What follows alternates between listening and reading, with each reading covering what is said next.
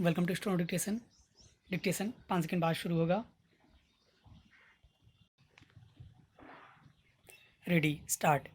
वास्तविक नियंत्रण रेखा पर चीनी सीमा के मोल्डी इलाके में हुई वरिष्ठ सैन्य अधिकारियों की बैठक का नतीजा न सिर्फ दोनों देशों के अरबों नागरिकों के लिए बल्कि पूरे दक्षिण एशिया के लिए सुकून भरा कहा जाएगा।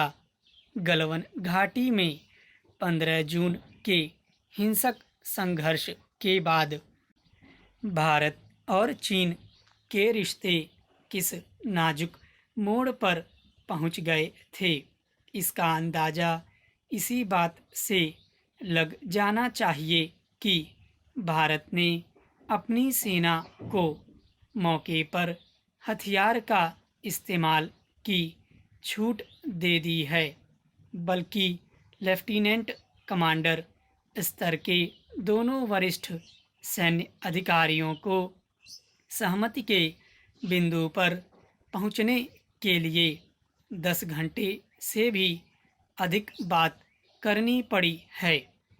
खबर है कि दोनों देश LAC पर अपनी अपनी सेना को पीछे हटाने को तैयार हो गए हैं। निस्संदेह दोनों पक्षों से इसी समझबूझ की दरकार थी, लेकिन यह समझदारी ज़मीनी स्तर पर भी दिखनी चाहिए, क्योंकि 6 जून को भी सैन्य अधिकारी एक सहमति बना चुके थे। उसके बाद 15 जून की दुखद घटना घटी। अपने 20 जवानों की शहादत से भारतीय जनता बेहद आहत और आक्रोशित है। यह स्वाभाविक भी है, क्योंकि चीन से लगी सरहद पर दशकों से शांति थी, जिसे चीन ने भंग किया। हाल के दिनों में पूर्वी लद्दाख में उसका रवैया दादागिरी भरा रहा है और भारत को यह कतई मंजूर नहीं है। लेकिन जैसा कि अक्सर होता है, हर एक देश अपनी सरहद की हिफाजत के लिए सर्वोच्च पराक्रम दिखाता है और अंततः प्रतिपक्षियों को वार्ता की मेज पर बैठना पड़ता है। इसलिए श्रेष्ठतम रणनीति यही है कि नुकसान के बाद वार्ता करने की बजाय बातचीत के जरिए नुकसान की आशंका निर्मूल कर दी जाए। जब तक दोनों देशों के बीच सीमा विवाद का निपटारा निर्णायक रूप से नहीं होता, तब तक ऐसी स्थितियों की आशंका से बचने का एकमात्र रास्ता यही है कि सीमा पर हम अपने बुनियादी ढांचे को मजबूत करें। निस्संदेह हाल के वर्षों में इस दिशा में काम हुए भी हैं। सड़कें बनी हैं, हेलीपैड बने हैं, मगर चीन के मुकाबले ये अब भी कुछ नहीं है।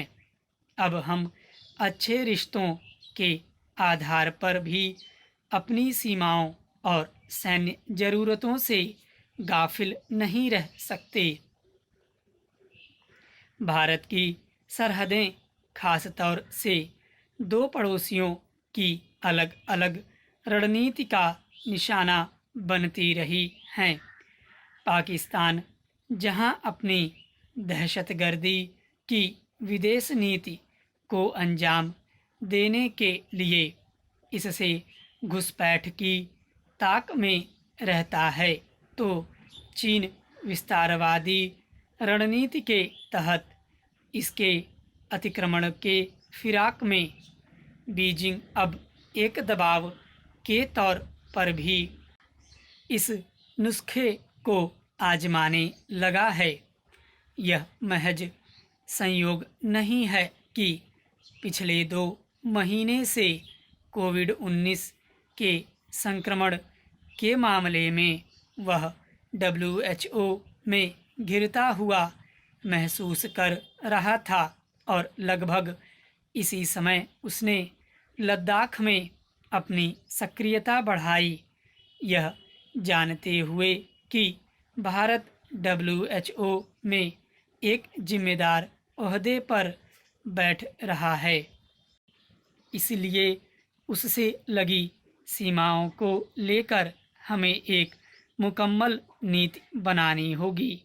इसमें दो राय नहीं कि भारत और चीन आज दुनिया की 2 बड़ी शक्तियां हैं।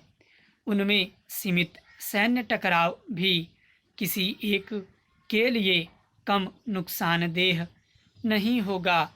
इसलिए समझदारी इसी में है कि दोनों देश बातचीत से अपने मतभेदों को पाटें और ऐसा माहौल बनाएं जिससे सीमा विवाद पर ठोस बातचीत का रास्ता खुले। महामारी से कराह रही मानवता को आज इन दोनों से सर्वश्रेष्ठ अक्लमंदी की आशा है। स्टॉप।